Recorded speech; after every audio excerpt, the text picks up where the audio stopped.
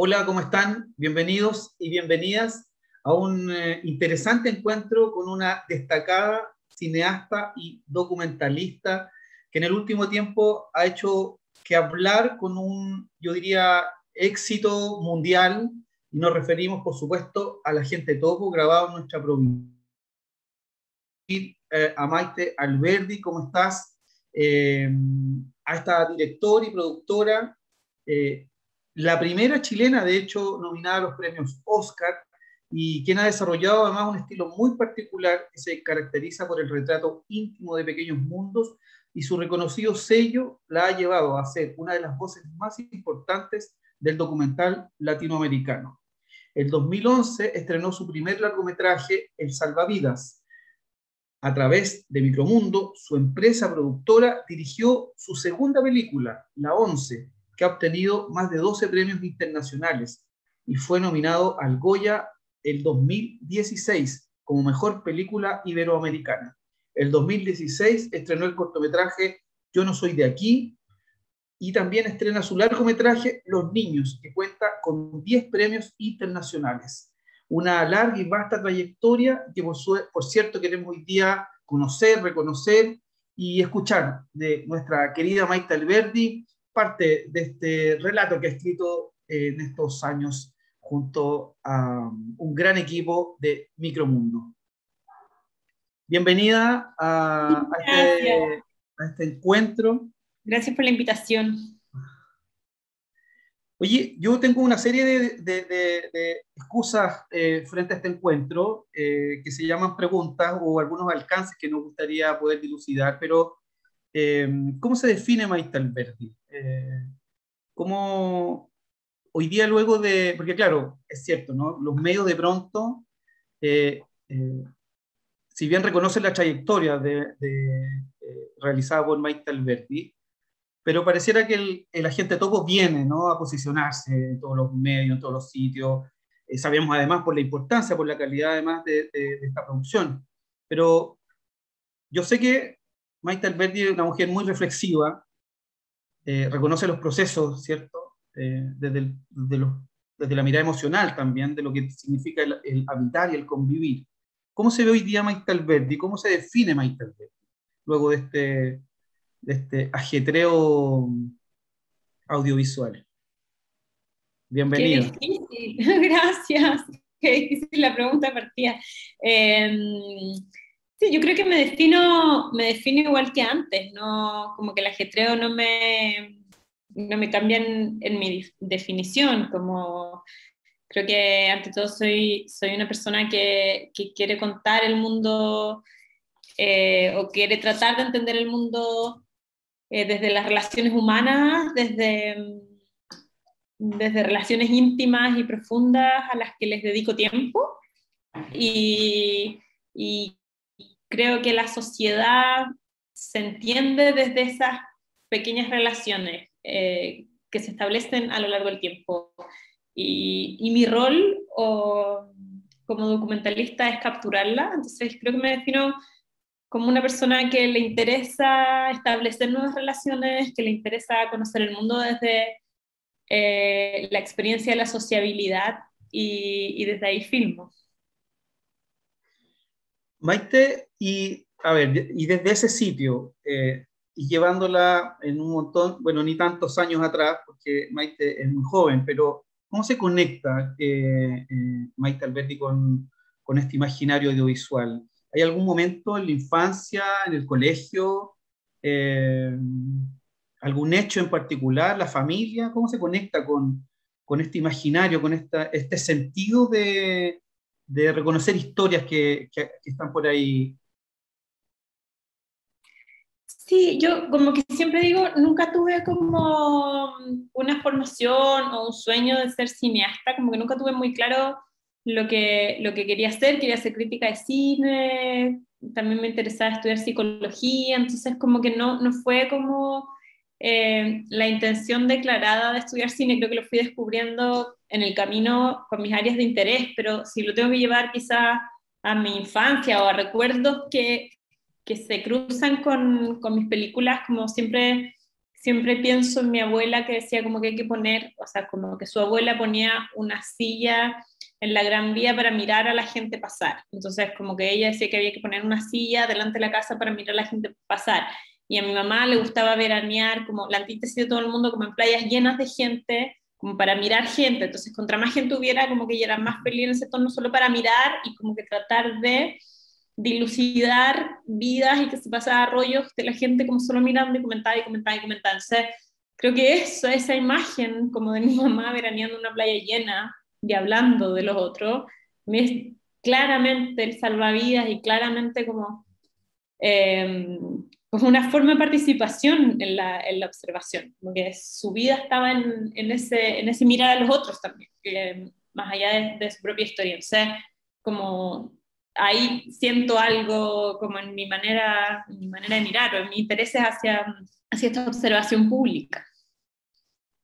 Bueno, y en ese mismo sentido es porque también te toca hacer, o más bien te acercas también al cine a través de el sonido, la producción ejecutiva, desde los distintos ámbitos. Era importante conocer todo lo que pasaba atrás y delante cámara.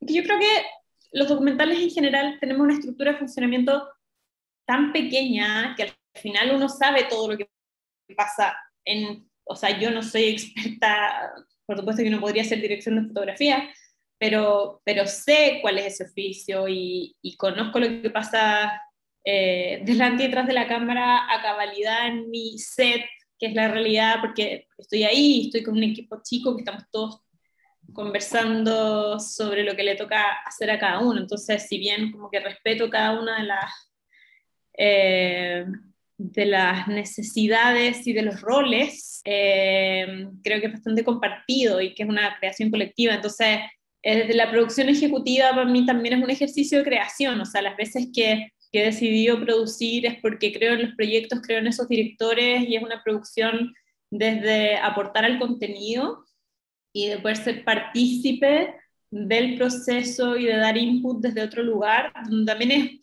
quizá un poco más descansado, porque no, o sea, ser productor ejecutivo está ahí a la cabeza, pero no estás, o sea, no tomas la decisión final sobre el proceso creativo. O sea, como para mí un ejercicio de ensayo y de diálogo importante, poder participar en obras de otros en otro rol también.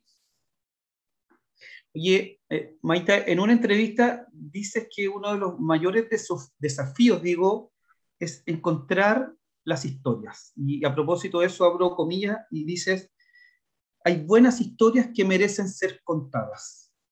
Eso a propósito de que señalas que no escribes, no generas guiones de alguna manera, no como desde una ficción, sino que eh, hay buenas historias que merecen ser contadas. Me quedó como dando vuelta a eso. Sí, es que me pasa todo el tiempo y les debe pasar a todos, que nos cuentan cosas que siempre ¿cómo pasó? No puede ser real.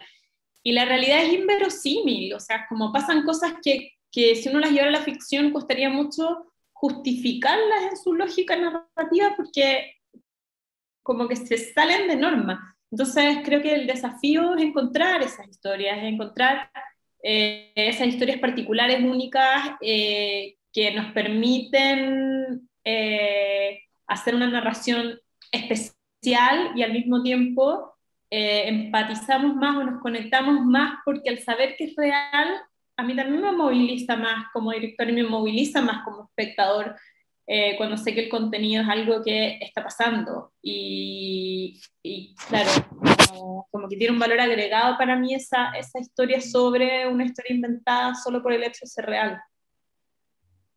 ¿Y no has pensado, o sea, a ver, es un principio básico de Maite Alberdi hoy día o tú crees que en algún minuto puede mutar?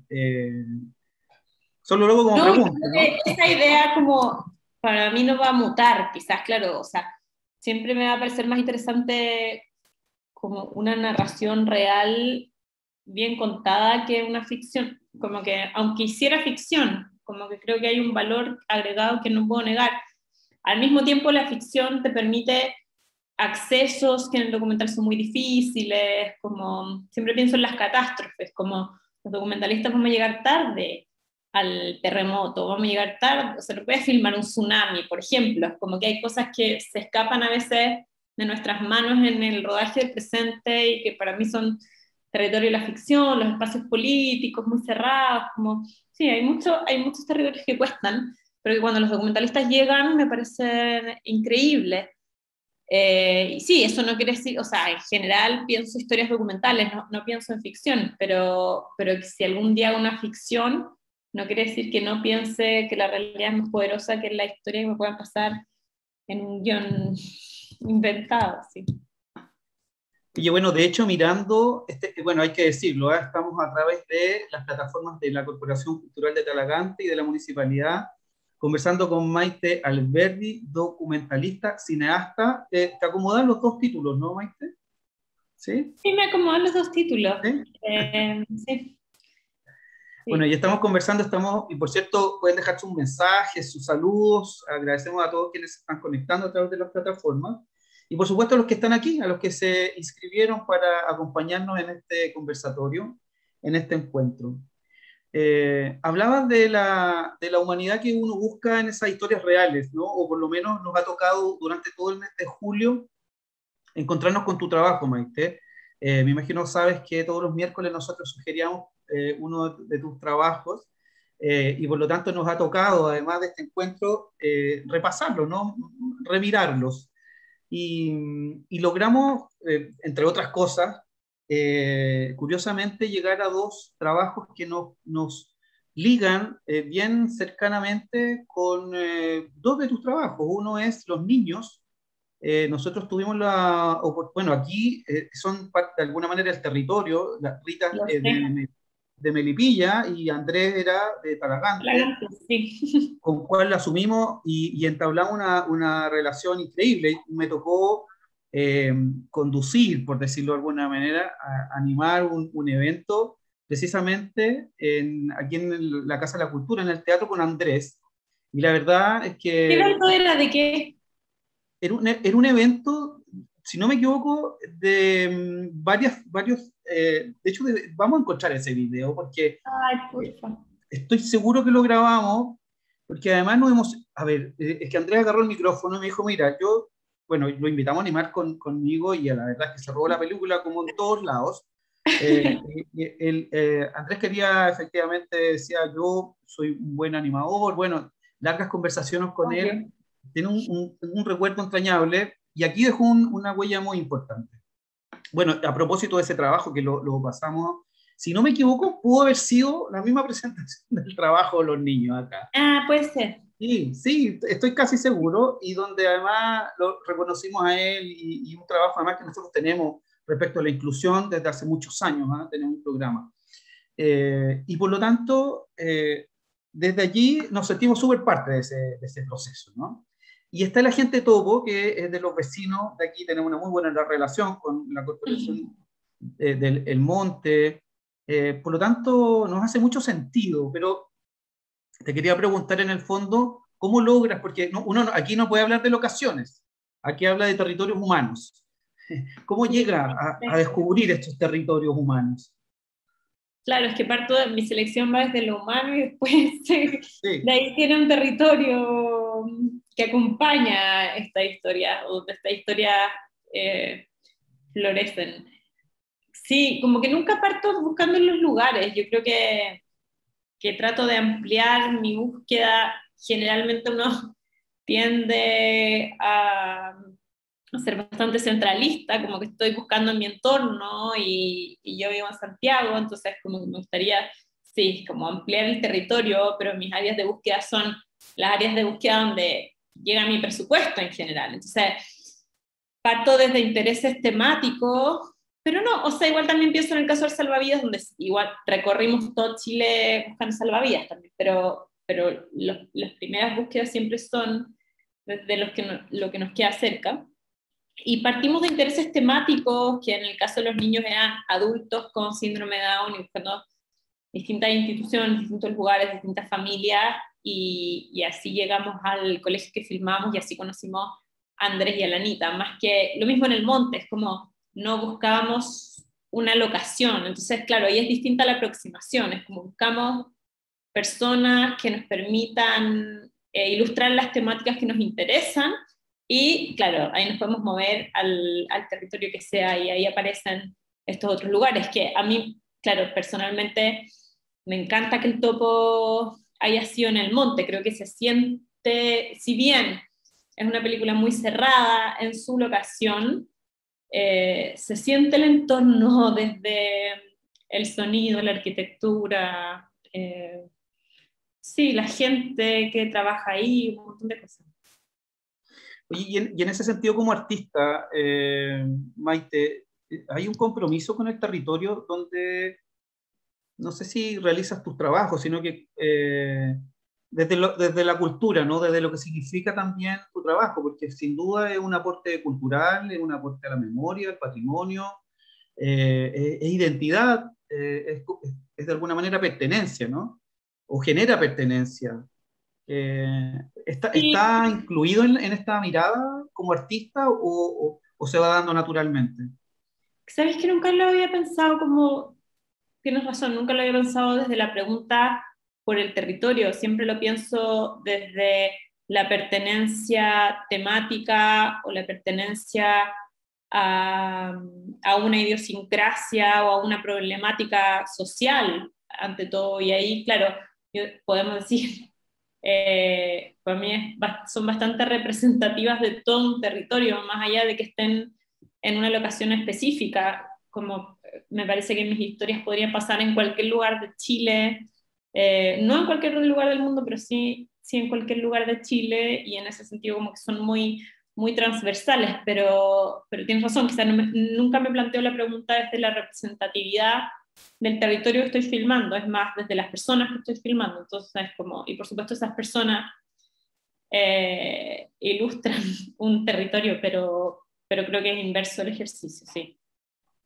Sí, claro, en algunos trabajos eso se visualiza claramente, pero lo hablo o lo reflexiono desde que somos comunas que, por ejemplo, estamos muy cerca, a 30 o 40 minutos de Santiago, pero aún sentimos esa falta de eh, amplitud, ¿no? O sea, nos imaginamos las regiones, cómo se sienten de distantes frente a muchos proyectos culturales o muchas dinámicas culturales, ¿no? Y, Mm.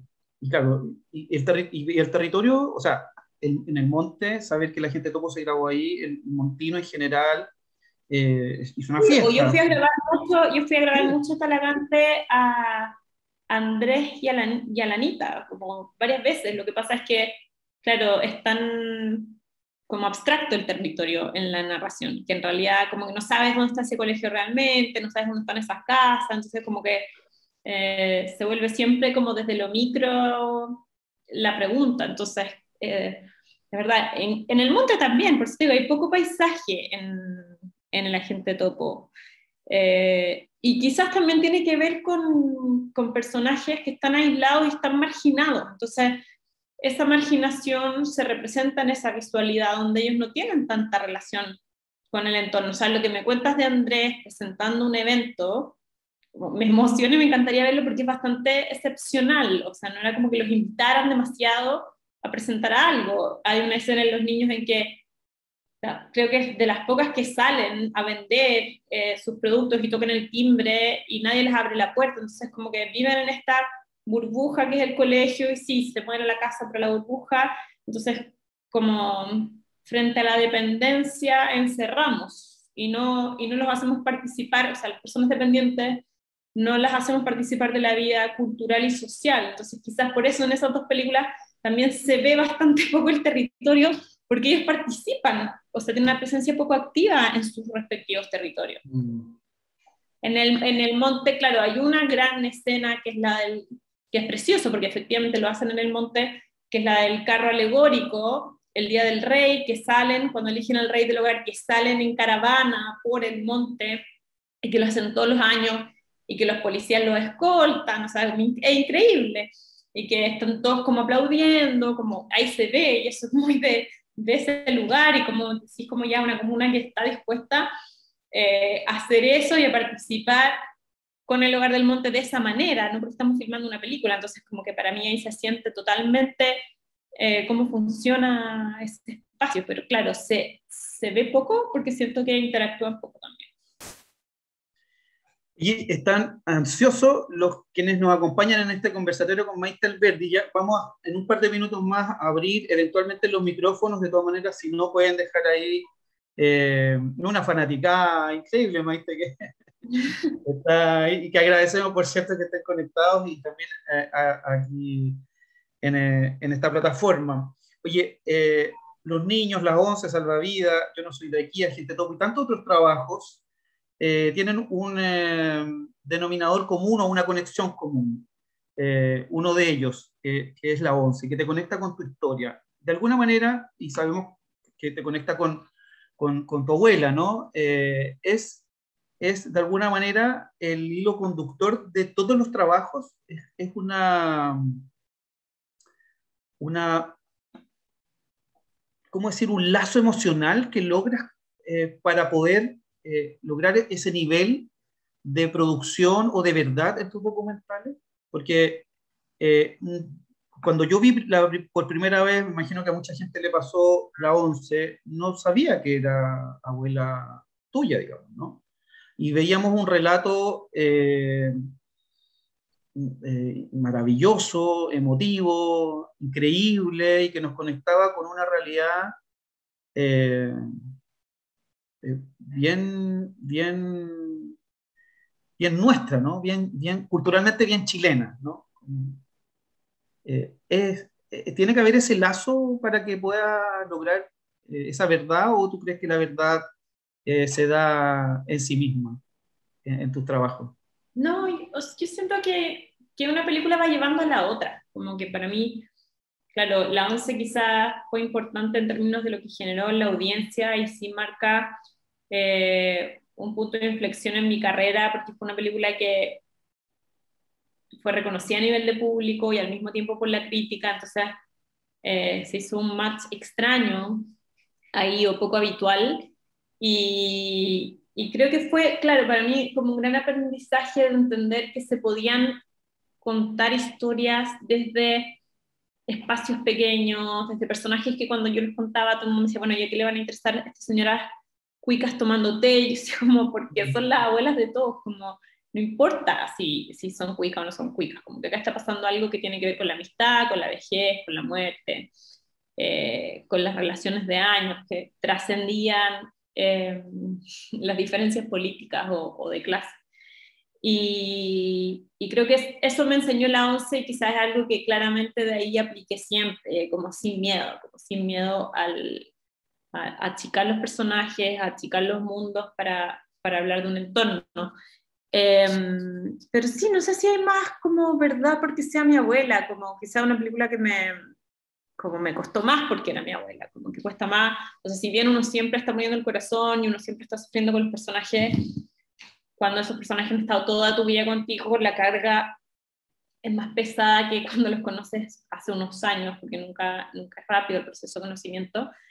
Eh, entonces sí, es una película que me costó filmar en ese sentido, o sea, como me enfrento a filmar duelos en los documentales, pero claro, el duelo de mi abuela era distinto a los otros, y tuve que aprender a filmarlo desde la mirada de los personajes que estaba trabajando también, porque no era mi historia como nieta, no era mi duelo como nieta, era el de las amigas que era completamente distinto al mío, que estaban como celebrando la buena vida, mucho más tranquilas que yo, como en otro tono, y yo tenía que, como después de 5 años, como entender que lo estaba filmando desde ahí, no desde mi dolor. Entonces, claro, fueron grandes aprendizajes, y quizás sí, esos aprendizajes, por supuesto, que uno los tiene en el cuerpo cuando está filmando el dolor de la vejez en el topo, como que para mí no están tan lejos eso, como esa sensación en rodaje.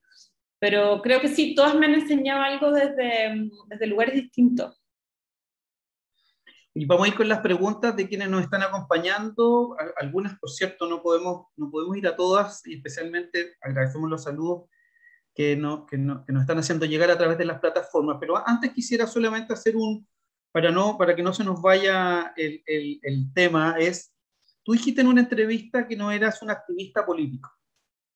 Eh, y hay un sentido en tus trabajos que no necesariamente te denuncia, ¿no? Pero sí es capaz de mostrar de una manera eh, bella, sutil o directa, temas que hoy día nos dan, nos invitan a una reflexión muy urgente que tiene que ver, por un lado, con la inclusión en el trabajo de los niños, con los adultos mayores, que está presente en la ONCE y en el Agente Topo con mucha más fuerza.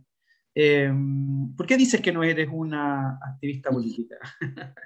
Cuando además, perdón, logras cambiar junto a un grupo importante de apoderados, profesores, en fin, cambiar una norma del derecho laboral, ¿ah? Que logra borrar ahí un artículo que impedía que... Es un súper buen ejemplo, porque claro, la activista política no soy yo, son estas fundaciones las que logran hacer ese cambio y los niños es una herramienta que ayuda a ese cambio. Entonces, como sí soy un agente que promueve el cambio social, que ayuda a poner temáticas invisibilizadas en la agenda, y en ese sentido, claro, podemos decir, soy una activista desde mi lugar, pero para mí los activistas políticos son los que, precisamente son los que van a luchar por ese cambio de ley. Entonces, de alguna manera, el desafío del cine hoy es mío, es como cómo me uno a esas causas que ya existen para que mis narraciones ayuden a generar esos cambios, porque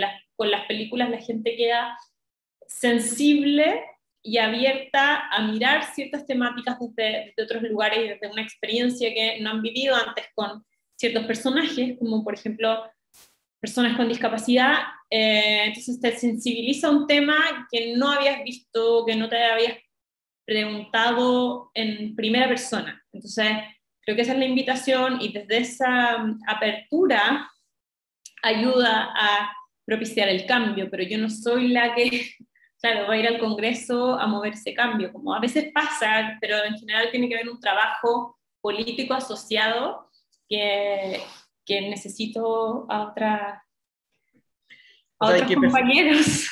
Sí, ¿no? Y que personalmente y mucha gente con la que he conversado sobre el tema precisamente valoran eso, que eres capaz de conectarte desde otro sitio, porque la verdad es que no podemos todos estar apretando la misma tecla, ¿no? Y en ese sentido... No, y es la tecla que los activistas tampoco saben, o sea, lo tocan desde el discurso político, que está bien, y es su rol.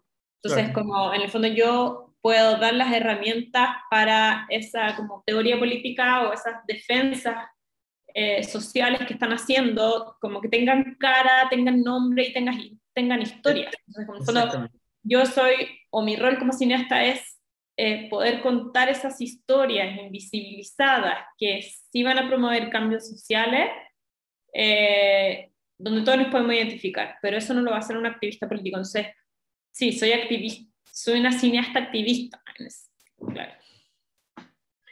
Gracias, Maite. Mira, Sandra Busada dice: solo agradecerte y felicitarte por ese maravilloso documental Agente Topo y mostrar una realidad de nuestros ancianos, la soledad y el abandono. Francisco Arevalo tiene una pregunta y dice: dentro de las historias reales que mencionas, ¿pensaste en algún momento que don Sergio, Agente Topo, se iba a convertir en un personaje tan querido por la gente? No. Es interesante la pregunta porque, claro, con Sergio me pasó lo que me pasa con todos los protagonistas cuando los elijo, que es como a mí me provocan algo que siempre digo, es como, es un enamoramiento que después uno empieza a racionalizar, pero como es química. O sea, yo vi a Sergio y me conecté, pero me pasa lo mismo con todos los protagonistas y me he preguntado mucho el fenómeno de Sergio versus las señoras de la ONCE, por ejemplo, que también el público las amaba, pero claro, no está filmando comerciales hoy día. Entonces, creo que el fenómeno de Sergio que no es un rostro. Sí. Se cruza, como si es el rostro ideal o es un rostro como perfecto para las marcas post-estallido también, porque es un rostro que nos representa a todos, que es querido, que eh, como representa los nuevos parámetros, como de una vejez activa, feliz, como una vejez no ligada a la enfermedad, necesariamente, que el poder simbólico de los medios, que siempre nos ha mostrado como a los viejos pasándolo mal. Entonces como que él viene como a romper los estereotipos en un momento histórico en que todos queremos romper los estereotipos que nos han construido mediáticamente. Entonces creo que él está representando eso y representándonos a todos de alguna manera. Por eso como que funcionó especialmente. Es cierto. Oye, vamos a ir a la otra pregunta, pero ¿se ven? ¿Se conversan? ¿Hablan por teléfono? Sí, Luego? nos conversamos. ¿Sí? Sí, hace algunas semanas que no hablamos, pero sí nos conversamos por teléfono. Sí. Ahora está muy ocupado filmando en Me realidad. imagino. Viene mucho trabajo. Bueno, le enviamos un saludo ahí a don Sergio de aquí de Talagante. Paula Toledo dice, primero felicitar a Maite por su carrera, de la que me declaro bastante fans. Y como estudiante de sociología me gustaría saber, ¿cómo te sientes con el impacto que logras en la sociedad en base a tus trabajos? Sobre todo, cómo lo vemos actualmente mayor. La pregunta es cómo me siento con la campaña. ¿Cómo te sientes con el impacto que logras en la sociedad en base a los trabajos realizados? Sobre todo con este interés actual de dignificar a los adultos Sí, mayores. yo creo que los cineastas siempre, o sea, claro, nos dicen, pueden cambiar el mundo, y nosotros decimos como, no, no vamos a cambiar el mundo, pero algo queremos cambiar. Entonces me siento orgullosa de cumplir ese rol, como quizás no todas las películas van a cambiar la ley,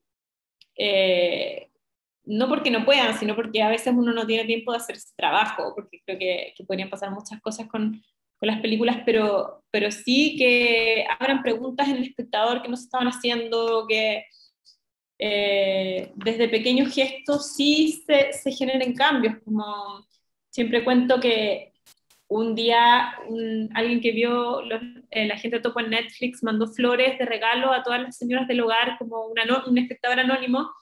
Es como, esos gestos necesitamos, o sea, como alguien conmovido que esté dispuesto a ya, flores para todas, y como que le hizo el día a esa señora, y nos faltan esas pequeñas acciones de conexión diaria, como más allá de los grandes discursos. Entonces, creo que las películas nos ayudan a entender el mundo, nos ayudan a entendernos a nosotros mismos, nos invitan a mirar de otra manera. Entonces, como para mí ese gesto es un claro ejemplo de cómo la gente empieza a acercarse y a mirar de otra manera. Gracias, Maite.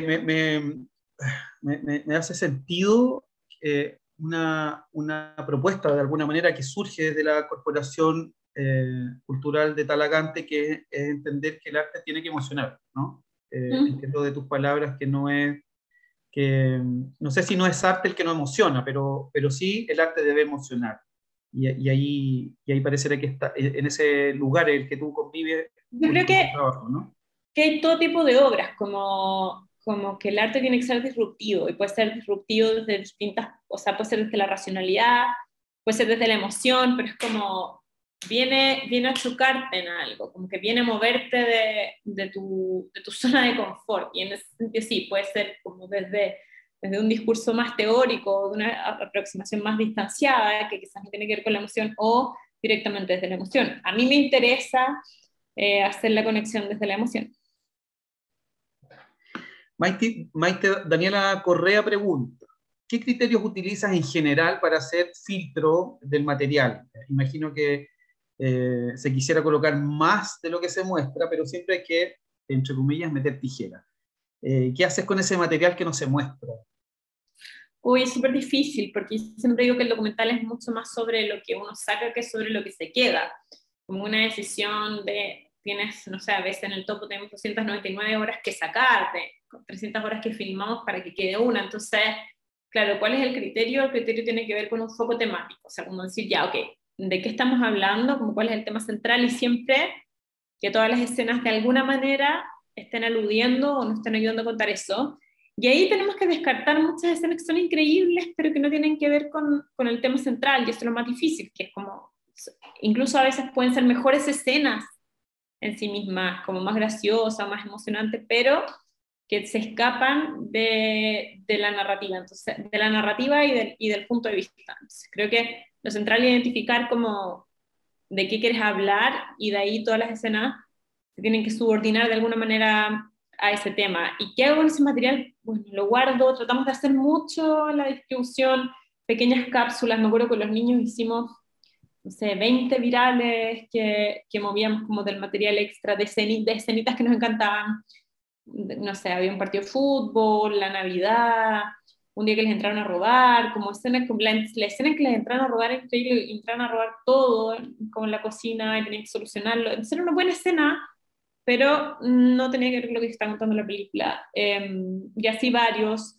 Con el agente Topo hicimos un corto que se llama Las Fugitivas, que es de la Marta y la Zoila, que hicimos con todo el material extra que nos encantaba de ellas, porque en realidad yo estaba enamorada de ellas. Cuando llegué les decían las pollitos en fuga en el hogar, pues están todo el día planeando técnicas para escaparse. Entonces, como, ¿qué hago con todas estas técnicas? O sea, se ve una vez en la película, pero la película no es sobre ellas, entonces como que les podía dedicar los 25 mil se merecían y que sí están en ese corto. Entonces como que uno se las va arreglando y va guardando su super material para hacer otro tipo de difusión, pero claro, no todo entra en la película, y ese proceso es largo, como de desprenderse. Seguramente que es así. Oye, nos quedan algunos minutos, por cierto, volvemos y reiteramos agradecer a todos los que han sido parte de esta historia, a todos los que están conectados a través de las plataformas de la Municipalidad, de la Corporación Cultural, a todos los que quisieron acompañarnos aquí en esta plataforma, haciendo sus preguntas también. Eh, Estudiamos algo de Maite y también vimos en una entrevista que decías que hablas de que hay que filmar el presente. Pero eso tiene de todas maneras una mirada artística, ¿no? Hay una mirada de Maite Alberdi, de cómo ve el mundo también, ¿no? Eh, Social, humana. ¿Qué es lo que quiere decir, de alguna manera, Maite Alberdi con lo que filma, con lo que recrea, con lo que siente, con sus trabajos? Porque me parece que era una entrevista que tú señalabas, que en el fondo tus trabajos van a ser, es un archivo, un registro humano para las nuevas generaciones, pero ese registro y ese archivo humano tiene la mirada de Maite Alberdi.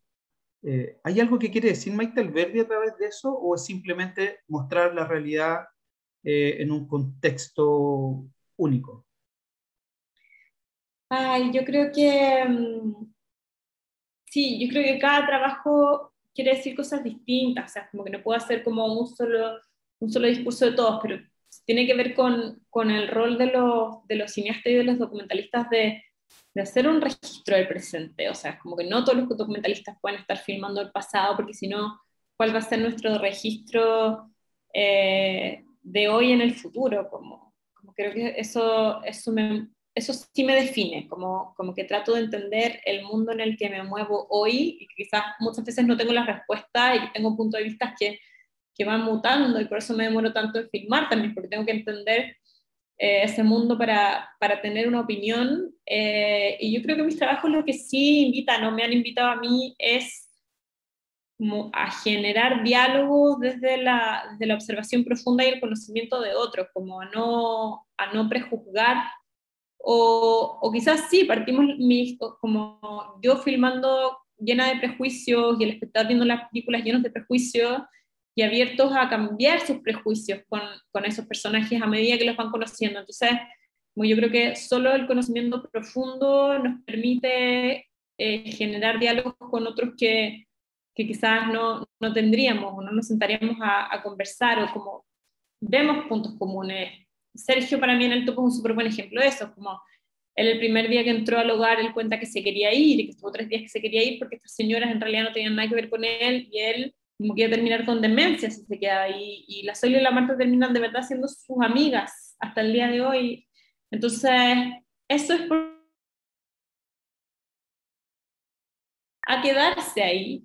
Y tenía tiempo, entonces como tenía tiempo, termina compartiendo. Entonces yo me doy el tiempo de observar y de dar eso ya digerido al espectador, y el espectador le dedica tiempo a mis películas, y al regalarnos tiempo, yo de filmar y la gente de mirar, se producen conexiones y conocimientos de mundos y de historias que no tenemos, y que no accedemos por falta de tiempo también, como encuentros con desconocidos que no se generarían nunca. Yo creo que ese es mi desafío y esa es la invitación de mis películas.